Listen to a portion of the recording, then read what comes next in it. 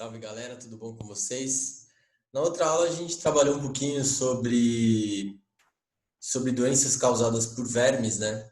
Na verdade, a nossa ideia é nesse primeiro e nesse segundo capítulo trabalhar exatamente esses conceitos, pensando um pouco na característica de cada grupo parasitário, né? O Pro falou para vocês um pouquinho sobre essas características e aí eu falei um pouquinho também sobre os tipos de parasita, né? Então, nós temos lá endoparasitas, são aqueles parasitas internos, né, que vivem dentro dos organismos. E ectoparasitas são aqueles parasitas que são externos, né, como carrapato, piolho, pulga, pernilongo, sanguessuga. E uma outra característica também é o tipo de hospedeiro, hospedeiro definitivo e hospedeiro intermediário. Hospedeiro definitivo, então, é aquele onde o organismo ele se reproduz dentro de você, como é o caso da teníase que nós estudamos. E também o hospedeiro intermediário é aquele que não faz reprodução sexuada dentro do seu corpo, tá? Como é o caso, por exemplo, da febre amarela. E a gente falou de verme, então agora a gente vai mudar um pouquinho, a gente vai de organismo enorme, né, grande, macro-organismo, e agora a gente vai falar um pouquinho sobre micro-organismos.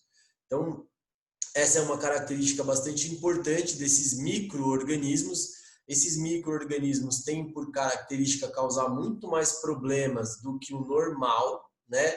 E aí a gente está falando um pouquinho sobre bactérias, vírus, protozoários e fungos, tá? Então, vai ter aí uma gama, vai ser uma aula um pouco mais longa, tem um pouquinho de diferença. A gente vai falar um pouquinho também sobre vacinação, já que a gente está na moda do Covid aí, e falar um pouquinho sobre essas características, né?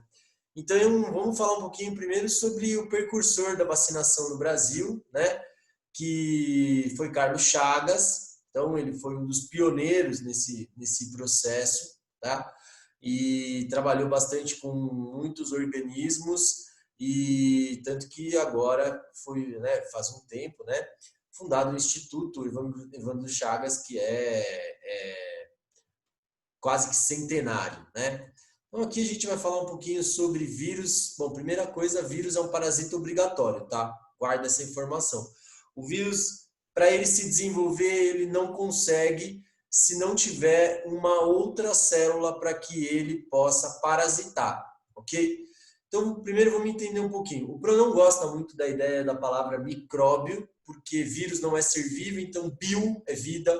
Então, mas vamos falar micro-organismo, tá? Guarda essa informação, tá? Micróbio a gente não coloca mais, ok? Embora alguns vírus, embora algumas bactérias, protozoários e fungos vivem suas vidas normalmente e não fazem absolutamente nada e nem incomodam você, eu tenho alguns organismos, micro-organismos, que são capazes de fazer enormes estragos. Então vamos entender um pouquinho sobre cada um deles, né? As viroses. O vírus, ele é um parasita intracelular obrigatório. Depois aí você passa um traço e grifa essa informação, tá? Os vírus, eles apresentam grande capacidade de sofrer mutação e por esse motivo as vacinações elas são anuais em boa parte de algumas doenças, como gripe, por exemplo. Algumas doenças causadas por vírus, elas têm vacinação uma única vez, como é o caso do sarampo, rubéola, e tem o que a gente chama de reforço, tá? De vacinação. Então, isso também é bastante comum, tá? Porque o material genético do vírus é um pouco diferente. Os vírus podem ser formados por uma fita única, que a gente fala, né, de RNA, e também ele pode ser formado por uma fita igual à sua, né, uma fita de DNA, tá? Então, eles são altamente específicos, não são considerados seres vivos e causam algumas doenças de grande importância para a humanidade, né? Então, vamos pegar algumas aqui. AIDS, síndrome da imunodeficiência adquirida, ela ataca as células de defesa do seu sistema, né? Ela ataca as células de defesa. É uma doença muito comum em pessoas portadoras de usuários de droga, homossexuais. Durante a década de 70 ela foi muito comum. Na década de 90 ela atingia muitos homens heterossexuais, principalmente aqueles que se relacionavam com prostitutas. E na década de 90, a partir do controle com medicação, mas não cura, né, nós controlamos a ação do vírus, o que a gente chama de fenômeno de replicação. que é a capacidade que o vírus tem de se multiplicar. Então, a forma de transmissão é contato com fluido. Pode ser fluido corporal como sangue, fluidos corporais durante o ato sexual, objetos contaminados com sangue, como agulhas e seringas, e também através do cordão umbilical e da placenta. Tá? Principais sintomas: emagrecimento, febre, manchas na pele, feridas na pele, que a gente chama de sarcoma, diarreia e as chamadas infecções oportunistas. Guarda essa informaçãozinha, eu vou falar um negócio para vocês. Ninguém morre de AIDS. Todo mundo morre em decorrência de doenças oportunistas, chamadas de doenças oportunistas. Morre em decorrência de doenças oportunistas. Por quê? Porque o vírus ataca as células de defesa. Sem defesa, você fica exposto à ação de doenças idiotas, né? Como gripe, sarampo, problemas bestas. Então, a maior parte das pessoas portadoras do vírus da AIDS, elas morrem de tuberculose, pneumonia, meningite, gripe, né? Como se prevenir? Primeiro, o uso de preservativo. Esse é o principal, porque a maior parte da disseminação dessa doença ainda é por contato sexual. Então, o preservativo, ele protege 100% contra doenças sexualmente transmissíveis e 100% também para a gravidez indesejada, tá? Dengue, ela ataca vasos sanguíneos, fígado, principalmente, e pâncreas, transmitida pela picada do mosquito Aedes aegypti, contaminado, nem todo Aedes aegypti está contaminado, tá? E é um vírus, tá? Que a gente chama de arbovírus, é um vírus em forma de um galho, então arbo, lembra árvore, né? Então causa febre, dor de cabeça, dor muscular e dores atrás dos olhos, na região aqui da esclera do olho, nas articulações e, em casos mais graves, hemorragia e morte, tá? A catapora é uma doença que ataca o seu sistema respiratório. Tá? A transmissão é por gotículas expelidas por tosse, espirro ou spray de fala. Causa pequenas erupções na pele, né? Pequenas bolhas. E essas bolhas também, esse líquido também transmite a doença. Tá? E depois elas acabam virando ferida. A gente não pode coçar, porque fica marcado. Tem vacina, tá? Então é só você se vacinar. A cachumba, ela ataca glândulas salivares, parótidas e também glândulas sexuais. Podem causar, inclusive, esterilidade em homens, ou seja, o homem não mais tem a capacidade de ter filho. Gotículas expelidas por tosse, espirro, e o principal é febre, dor de cabeça, inchaço no pescoço, principalmente nessa região aqui, tá? Gripe, todo o sistema respiratório, gotículas de tosse, espirro, spray de fala. Febre, dor de cabeça, inchaço no corpo, dor nas articulações, mal-estar, dificuldade para dormir, coriza, nariz entupido. Então aí você tem uma série de sintomas. A gripe tem vacina, ela é autoimune, é uma doença autoimune que de 7 a 15 dias você está curado, a não ser que você tenha aí uma deficiência imune, né? Que você esteja com algum problema no seu sistema imunológico, tá? Hepatite A, B e C ataca principalmente o fígado. 90% da população mundial tem hepatite, tá? A mais branda é a hepatite A e a hemorrágica, que causa cirrose, ferimentos no fígado bem graves, a hepatite C, tá? Todo tipo de superfície pode transmitir a hepatite, tá? Água, alimentos contaminados por fezes, contatos com doentes, contatos com utensílios domésticos, com toalha de rosto, beijo, sexo, então tudo. Então, relação sexual, febre, vômito, icterícia, que é o amarelamento da pele, dor abdominal, urina escura, urina com sangue, fezes mais claras, dores no corpo, inchaço, né? Causa um grande inchaço. Raiva, ela atinge o sistema nervoso, transmitida principalmente pela mordida de cães e morcegos, tá? Dor de cabeça, dificuldade para engolir, respirar, convulsões, também é um problema, e problemas neurológicos, tá? Rubéola atinge o sistema respiratório, transmitida por gotículas de tosse, espirro e spray de fala, febre, manchas amareladas na pele, dor nas articulações e, em casos mais graves, mulheres gestantes, a criança pode nascer com alguma anomalia morfológica, ou seja, ela pode nascer anencéfala, ela pode nascer cega, com problemas de formação dos ossos, então precisa tomar muito cuidado com a rubéola. E o sarampo, né, uma doença também respiratória, mesmo modo de transmissão, gotículas expelidas por tosse, espirro e spray de fala, febre, manchas na pele, tosse, essas manchas avermelhadas, elas podem coçar, e isso é um sintoma. Essas manchas, elas ficam mais quentes, né, que é uma outra maneira também de você perceber a presença do sarampo.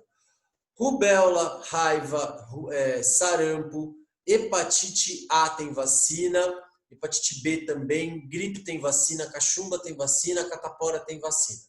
Então é só se vacinar que você se protege contra essas doenças, tá? E finalmente entender um pouquinho sobre o que é a vacina, né? A vacina não é nada mais do que o próprio micro-organismo ou partes desse micro-organismo, ou ele morto ou atenuado, né? Meio baleado assim.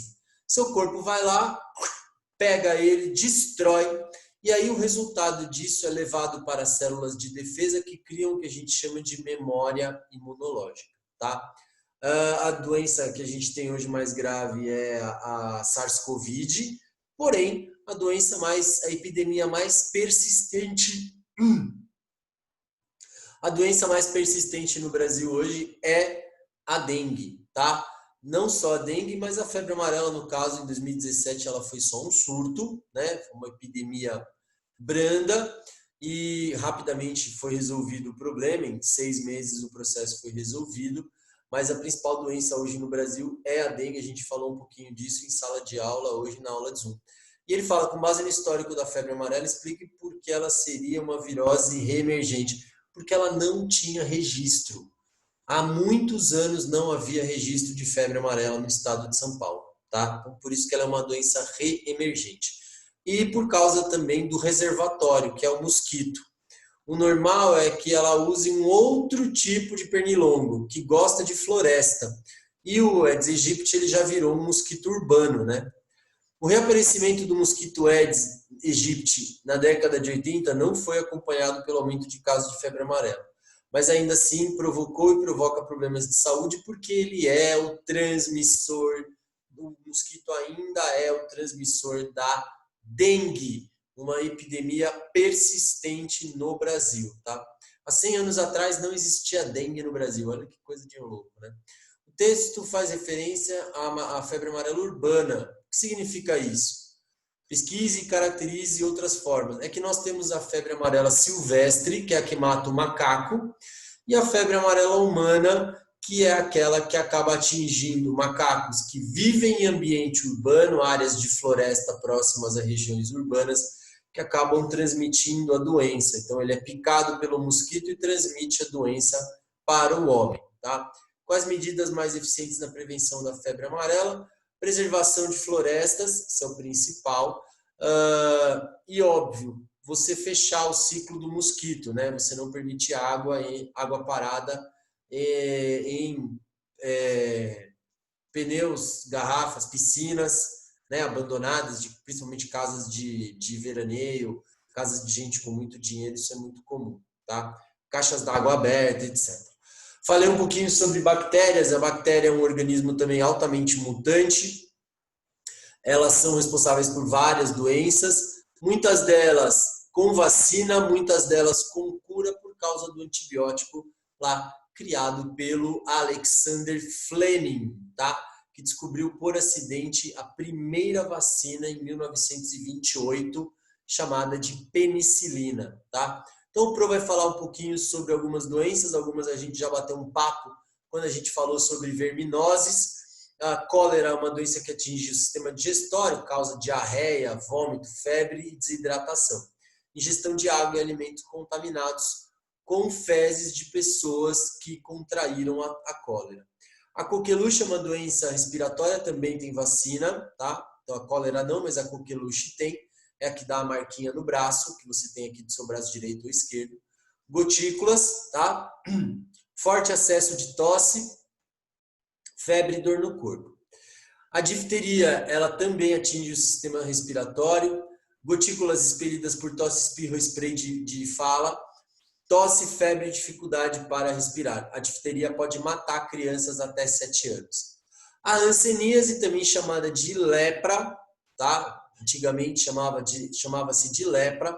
É uma doença que ataca a pele e terminações nervosas, causando a decamação da pele. A pele vai caindo literalmente, tá? Contato íntimo com as pessoas com hanseníase, tá? Perda de sensibilidade, isso é muito característico de sintoma.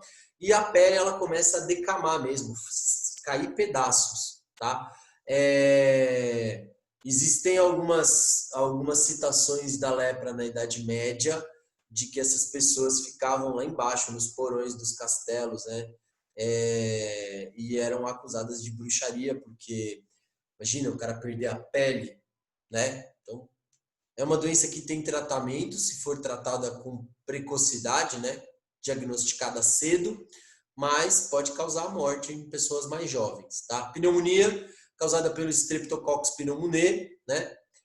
Atinge pulmões, mesmo modus operandi, né? Gotículas, tosse, espirro, spray. Febre, tosse, dor no corpo, e a pneumonia ela causa tosse profunda e intermitente, ela não para. Tétano atinge a região motora, né, dos nervos e músculos, ferimentos na pele provocados por objetos contaminados. Tiro pontiagudo, deixa só o contaminado, porque se você tem uma ferida, você pode se contaminar sem que o objeto seja pontiagudo, tá? Contração muscular, que pode causar convulsão, né? Então você tem espasmos, movimentos involuntários, distúrbios respiratórios e pode levar à morte, tá?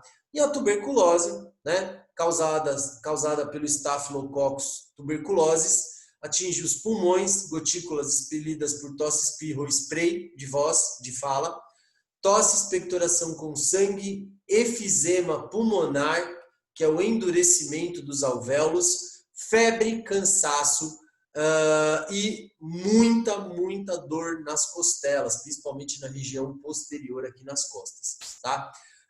Causam doenças também em plantas, que acabam prejudicando a vegetação, né, a produção agrícola.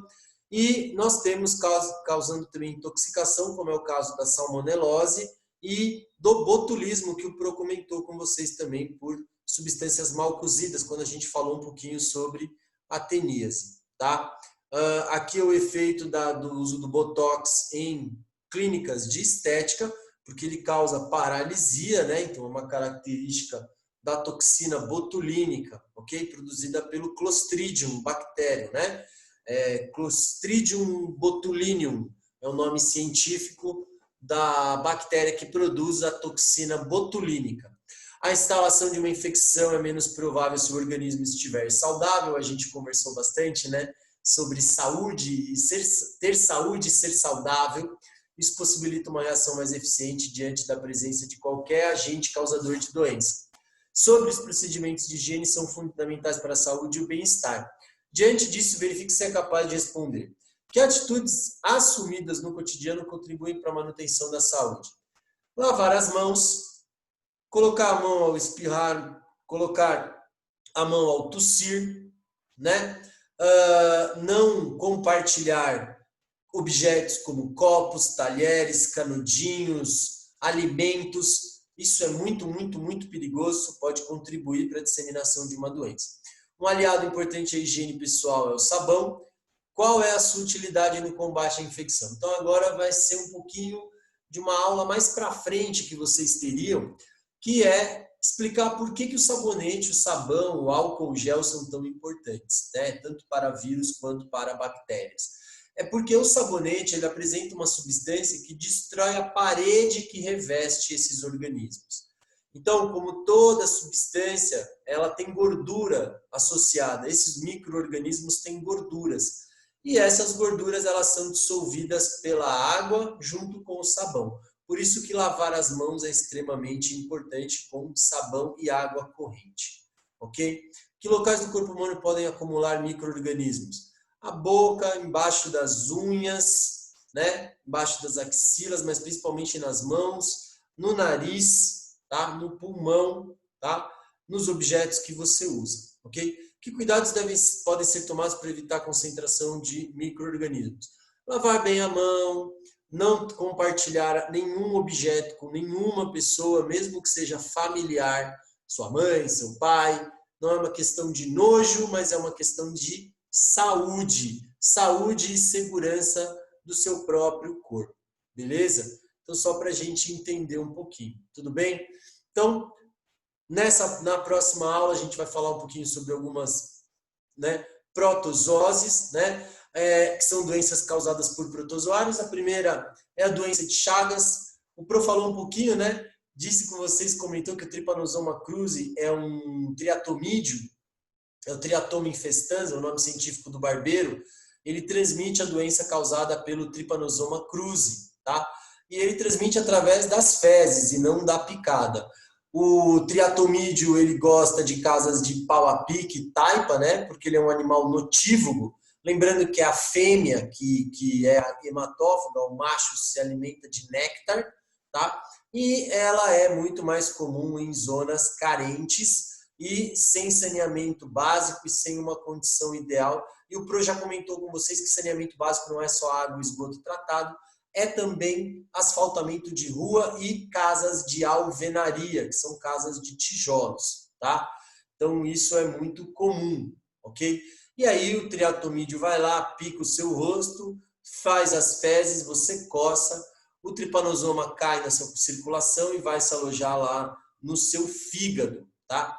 Bom, quem descobriu, né, um pouquinho sobre a doença de Chagas foi o médico Carlos Chagas, inclusive há hospitais e institutos de pesquisa que levam o nome dele.